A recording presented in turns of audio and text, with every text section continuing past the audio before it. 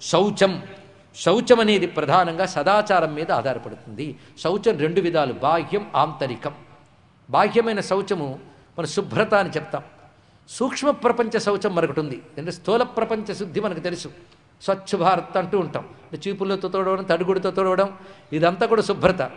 శుచి అనేది సదాచారం వల్ల వస్తుంది. ఇది చాలా ప్రధానం. ఇక్కడ అంటూ ముట్టు మైల అని మూడుంటితో ఉంటుంది. ఏమంటే ఆత్మకి వేవి అంటాం కదా, అందుకు వదిలేశానండి. అందుకు వదిలేదు, వీడు బద్ధకంతో వదిలేశాడు, ఆత్మజ్ఞానంతో వదిలేదు. తెలుసుకోండి ఇక్కడ. అందుకే గృహస్థాశ్రమంలో ఉన్నవారు శౌచం రెండిటితో పాటించాలి ఇక్కడ. ఇది చాలా ప్రధానమైన అవసరము. సదాచారమే శౌచము. ఇదొక్కటి తెలుసుకోవాలంటే ఆ ఒక్క సబ్జెక్ట్ మీద కొన్ని రోజులు చెప్పుకోవచ్చు. శౌచం. స్వాధ్యాయ తర్వాత మాట అంటే శాస్త్రాధ్యయనం చేయాలి. ఏ శాస్త్రం అధ్యయనం చేయాలి? ఇప్పుడు ఇది తెలుసుకున్నాం కనుక రేపటి నుంచి వ్యాకరణం మొదలు పెడతానంటే నహిన రక్షిదృక్కుని ఆ పరమాత్మకు సంబంధించినటువంటి విషయములు దేని ద్వారా తెలుసుకోగలవో ఆ శాస్త్రం. భగవంతుడు ఏమిటి, ఎలాంటి వాడు, యావానహం యథాభావం చెప్పాడు కదా. నేనేమిటి, నా పనులేమిటి, నా గురించి అర్థం చేసుకున్నాడు. అవి చెప్పే శాస్త్రాలు వెతుకు. అందుకే భగవత్ కథలు, భగవత్తత్వ లీల రూప గుణస్మరణ వేటి యందు చెప్పబడుతున్నావో వాటిని అధ్యయనం చేయడం. స్వాధ్యాయ. పురుషార్చనం. పురుషుడిని అర్చించు అంటే ఆవిడు ఇందాక పురుషుడు అంటే జీవుడు, శరీరం పట్టుకు వేలావాడేవాడు. మరి ఈ పురుషుడు అంటే ఈ జీవుడికి ప్రకృతికి కూడా చైతన్యం ఇచ్చేవాడు. అందుకే వాడికి మరొక పేరు పెట్టారు. భగవద్గీతలో 15 అధ్యాయాల్లో స్వామి చెప్తున్నాడు, నాయన నేను చెప్పిన ప్రకృతి అని దాని లక్షణం క్షరం. ఇప్పుడు మీకు ఇంకా మరికొంచెం అర్థం అవ్వడం కోసం మొత్తం ముందు చెప్పుకున్న 20 దాని లక్షణం క్షరం, పోయేది. ఆ మాటకు వస్తే 4 కూడా పోయేవే. క్షరం అనగా ప్రకృతి, అక్షరుడు అంటే జీవుడు, ఇది పట్టుకు వేలాడేవాడు. ఈ క్షరానికి అక్షరానికి చైతన్యం ఇస్తూ రెండిటికి అతీతంగా ఎవడున్నాడో సూర్యుడిలాగా, గోడకి సరస్సుకి అతీతంగా ఉన్న సూర్యుడిలాగా ప్రకృతికి అక్షరుడైన పురుషుడికి అతీతంగా ఎవడున్నాడో వాడిని నేను, అందుకే నన్ను పురుషోత్తముడు అంటారు అన్నాడు. ఇదే పురుషోత్తముడు. ఆ పురుషోత్తముడు కావాలండి, ఆయన్ని పొందితే ప్రాప్తి. అది ఎలాగో తెలుసుకుంటే యోగం. దాని పేరు పురుషోత్తమ ప్రాప్తి యోగం. 15వ అధ్యాయం. ఇప్పుడు తెలిసిపోయింది కదా, అంత చక్కగా చెప్పబడుతున్నది ఇక్కడ. అందుకు పురుషార్చనం అంటే ఇప్పుడు ఎవరిని అర్చించడం? అది ఈశ్వరుని అర్చన అన్నాడు ఇక్కడ. ఎవరిని పొందాలో ముందు వాడిని అర్చించాలి. పరిమితి భావం వదులుకోలేని నువ్వు అపరిమితుడిని ముందు పరిమితంగా ఆరాధిస్తూనే నేను పరిమితంగా ఆరాధిస్తున్నా, ఇది అపరిమితుడిని స్పృహ ఉండాలి. ఎలాగంటే నువ్వు కాశీకి వెళ్ళినా గంగన్ని ఇంట్లోకి తెచ్చుకోలేవు గనుక పాత్రలో గంగాజలాన్ని తెచ్చుకున్నావు. ఆ పాత్ర మీద పువ్వు పెడుతున్న ప్రతిసారి నేను గంగను ఆరాధిస్తున్నానే తప్ప నీటిని ఆరాధిస్తున్నా అనుకోవట్లేదు.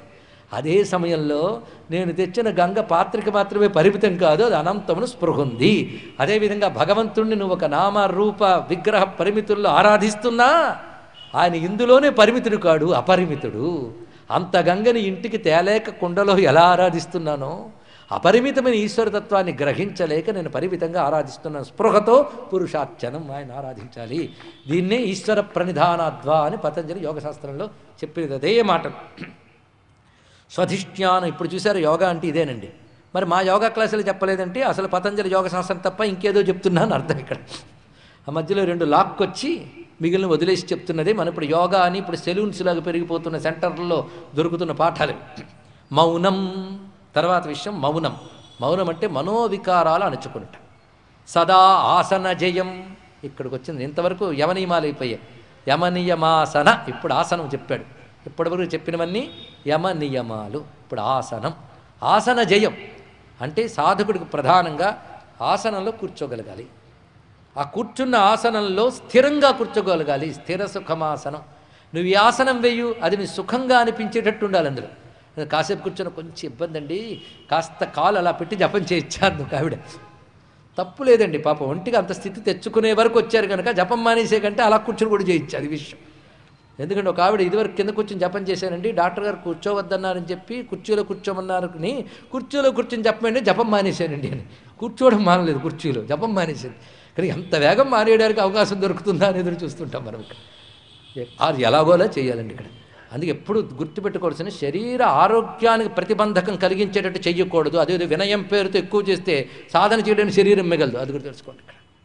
కానీ కూర్చోగలిగినప్పుడు కూర్చోవాలి. ఒక ఆయన స్థిర సుఖమాసనం అంటే కాళ్ళు వాళ్ళ కుర్చీలో చాచి ఇదే నాకు సుఖమాసనం అన్నాడు, అది కాదు. శాస్త్రము చెప్పిన ఆసనాల్లో నువ్వు చక్కటిది వేసుకుని అది నీ ధ్యానానికి ప్రతిబంధకం కాని స్థితిగా మారిపోవాలి ఆసనం. అలా మొట్టమొదటి కష్టం, సాధనతో సాధ్యం. అలాంటి మాటని ఇక్కడ ఆసన జయం అన్నాడు. ఇది యోగ భాష. దానిలో స్థైర్యం. ఇప్పుడు ఎక్కడికి తీసుకెళ్తున్నాడో జాగ్రత్త చూద్దాం. యమ నియమ ఆసన అయింది కదా. నువ్వు కూర్చొనక ప్రాణాయామం చేయాలి. ఇది చూసారా, అంటే భక్తికి యోగానికి ఉన్న అనుబంధం. ఇది ఎందులో చెప్పబడుతోంది? ఏ పుస్తకంలో? భాగవతంలో. భాగవతం ఎవరి గ్రంథం? హిందువుల గ్రంథం. యోగా ఎవరిది?